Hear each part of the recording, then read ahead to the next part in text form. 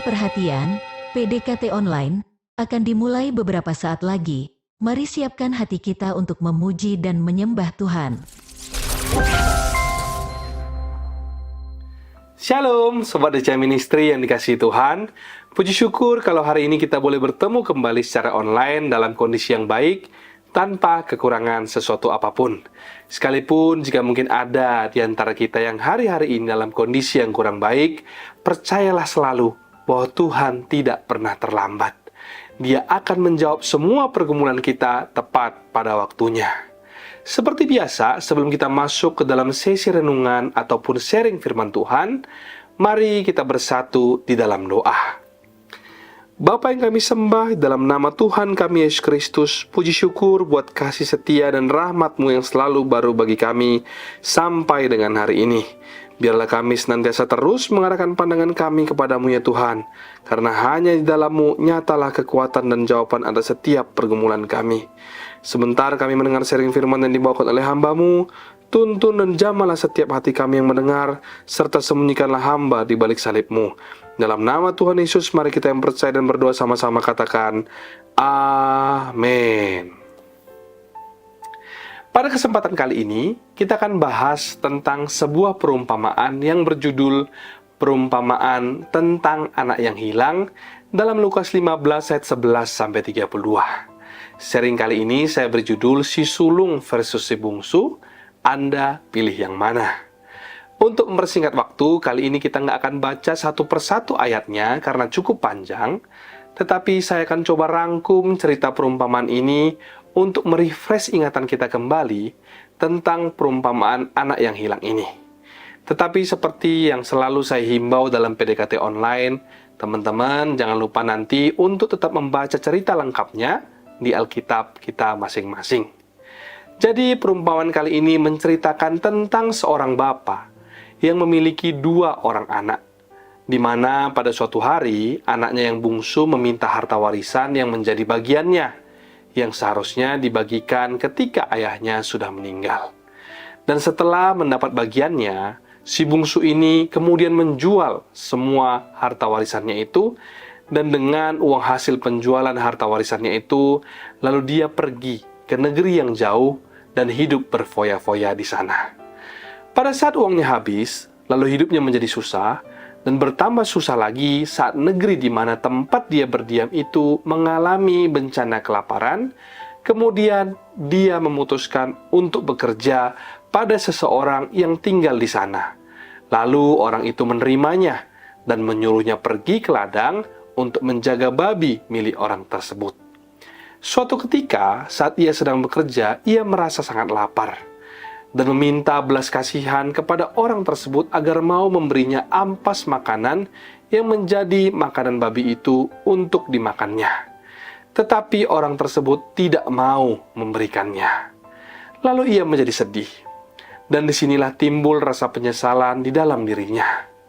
Dia menyesal akan tindakannya sebelumnya yang meminta harta warisan dan pergi dari rumah ayahnya, karena saat ia berada di negeri tersebut, ia hanya bisa menikmati kebahagiaannya sebentar saja, lalu kemudian hidup melarat setelahnya. Padahal jika saja dia tidak melakukannya, ia tidak perlu menderita seperti itu. Di cerita kemudian, anak itu akhirnya memutuskan untuk pulang kembali ke rumah ayahnya. Tetapi karena dia pikir ayahnya pasti tidak akan mau menerimanya lagi sebagai anak, apalagi setelah perbuatan yang ia lakukan terhadap ayahnya, dia memutuskan untuk kembali hanya untuk menjadi seorang pekerja upahan ayahnya. Namun ternyata apa yang terjadi sungguh di luar perkiraan. Ayahnya bukan saja berlari menerimanya dengan gembira, tetapi dengan segera memanggil pelayan-pelayannya untuk mengganti pakaian anaknya itu dengan pakaian yang indah, beserta memasangkan perhiasan-perhiasan kepada si bungsu, dan mengadakan suatu pesta yang besar, karena katanya, sebab anakku ini telah mati dan menjadi hidup kembali. Ia telah hilang dan didapat kembali. Namun kakaknya si sulung ternyata tidak menyukai perlakuan ayahnya yang sebaik itu kepada si bungsu. Dan ia marah kepada ayahnya. Ia merasa iri bahwa setelah sekian lama ia bekerja membantu ayahnya, tidak pernah ayahnya memperlakukannya sebaik itu. Ayahnya juga tidak pernah memberinya seekor lembu tambun untuknya dan mengadakan pesta serta mengundang sahabat-sahabatnya.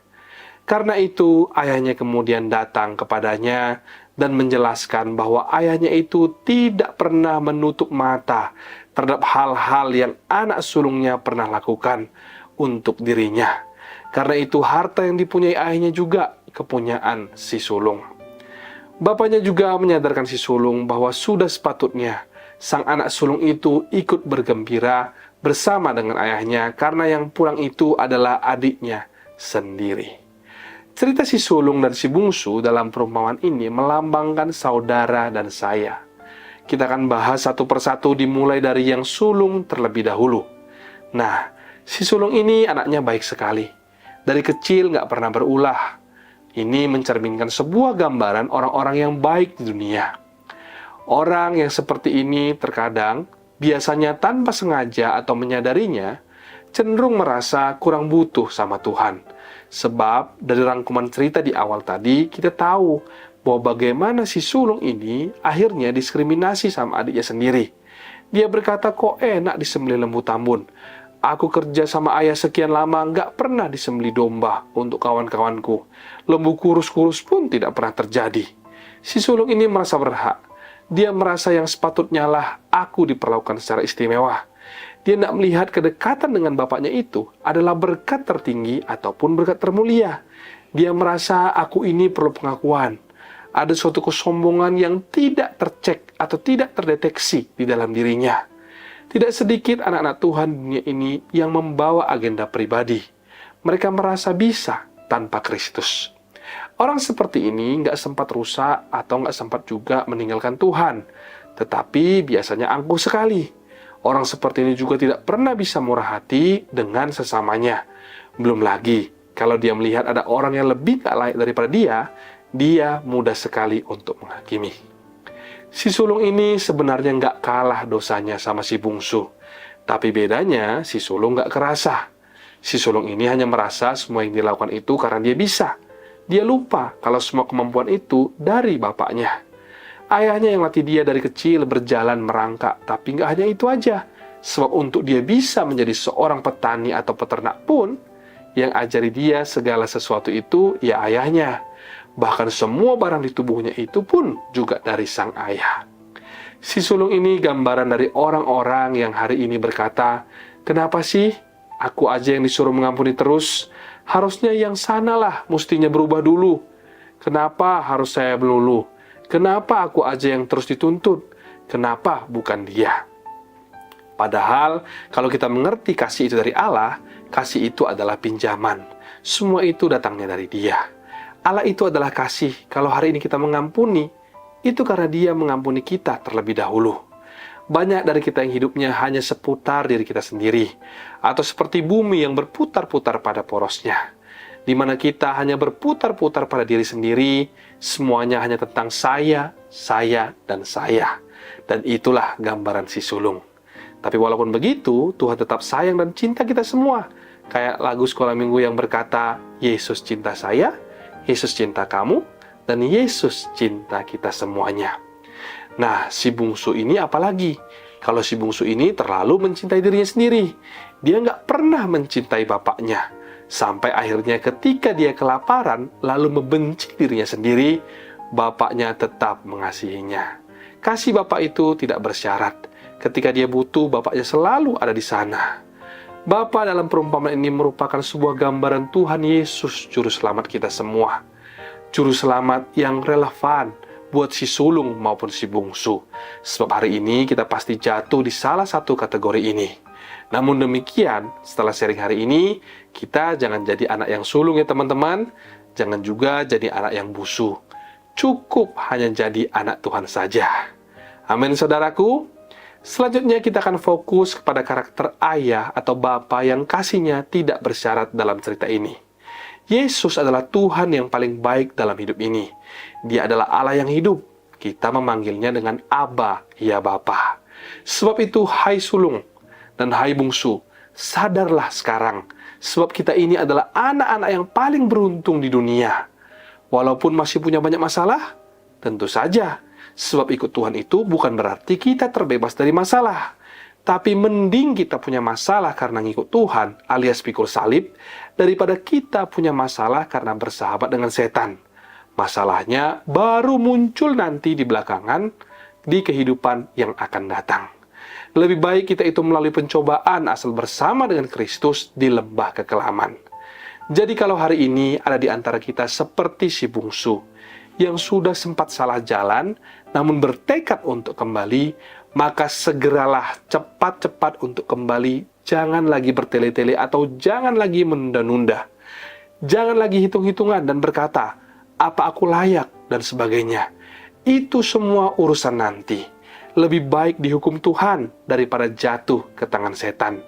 Pokoknya kalau kita sudah bersalah atau berdosa sesuatu, segeralah kembali pada Tuhan.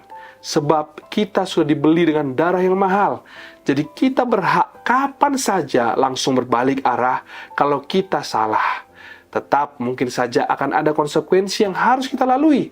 Ya tidak apa-apa. Tapi yang namanya kembali itu harus secara total. Jangan setengah-setengah. Yang penting bagi Tuhan adalah bagaimana ke depannya. Kembali ke perumpamaan ini, di dalam Lukas 15 ayat 18 dikatakan, Aku akan bangkit dan pergi kepada Bapakku dan berkata kepadanya, Bapa, aku telah berdosa terhadap sorga dan terhadap Bapa. Kita garis bawahi kalimat dan berkata kepada Bapanya. Berarti, suatu Anda kembali, cukuplah kembali dengan kalimat yang simpel, tulus dari dalam hati, tidak usah ditata, cukup berkata, Tuhan, aku mengaku salah dan aku siap terima apapun konsekuensinya, asal jangan buang aku. Seperti pengakuan dosa Daud dalam hal Betseba, di dalam Mazmur 51 ayat 11, Daud berkata, Janganlah membuang aku dari hadapanmu, dan janganlah mengambil rohmu yang kudus daripadaku. Pokoknya gimana nanti itu semua terserah Tuhan. Di ayat ke-19 si bungsu berkata lagi pada bapaknya, Aku tidak layak lagi disebutkan anak bapa. Jadikanlah aku sebagai salah seorang upahan bapa. Dia minta untuk dijadikan hanya sebagai salah seorang upahan bapaknya. Atau dengan kalimat sederhananya, dia berkata, Bapa, aku mau kembali dulu. Apapun konsekuensinya, berikan aku kekuatan, tapi yang pasti aku mau kembali lagi taat pada hari ini. Si bungsu ini sadar dia bisa saja ditolak. Tapi karena dia sangat mengenal hati bapaknya, dia tetap berani datang, tapi dia jadi apa di kemudian hari nanti, dia nggak tahu. Jadi dia hanya mohonkan untuk dijadikan sebagai salah seorang upahan oleh bapaknya. Namun yang terjadi di ayat 20 sungguh di luar perkiraan. Ketika ia masih jauh, ayahnya telah melihatnya, lalu tergeraklah hatinya oleh belas kasihan. Ayahnya itu berlari mendapatkan dia, lalu merangkul dan mencium dia. Ayah itu berlari mendapatkan dia. Di sini pertanda bahwa ada kasih yang selalu mendahului pertobatan. Kalau saudara dan saya masih bisa bertobat ketika kita salah, itu salah satu bukti bahwa kasih Allah itu ada dan masih terus ada. Namun demikian sekalipun sudah dirangkul, dicium, dan diampuni sama bapaknya, si bungsu tetap mengaku dosanya seperti yang dikatakan dalam ayat 21. Kata anak itu kepadanya, Bapa, aku telah berdosa terhadap sorga dan terhadap Bapa. Aku tidak layak lagi disebutkan anak Bapa.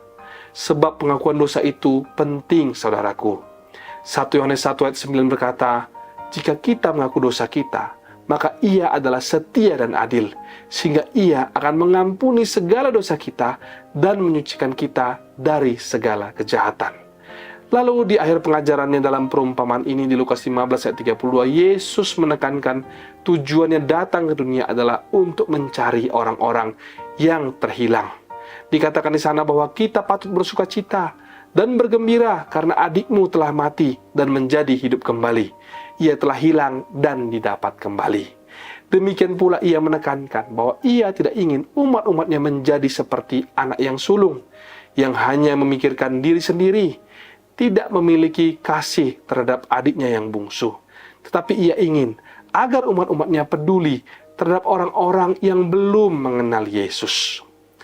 Perumpamaan tentang anak yang hilang seperti juga perumpamaan tentang domba yang hilang dan perumpamaan tentang dirham yang hilang selalu diakhiri dengan pesta besar ketika hal yang hilang itu diketemukan. Ada sukacita yang besar di sorga oleh karena satu orang berdosa bertobat.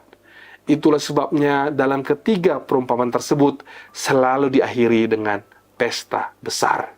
Saya akan bagian 3 poin penting dari sharing kita hari ini.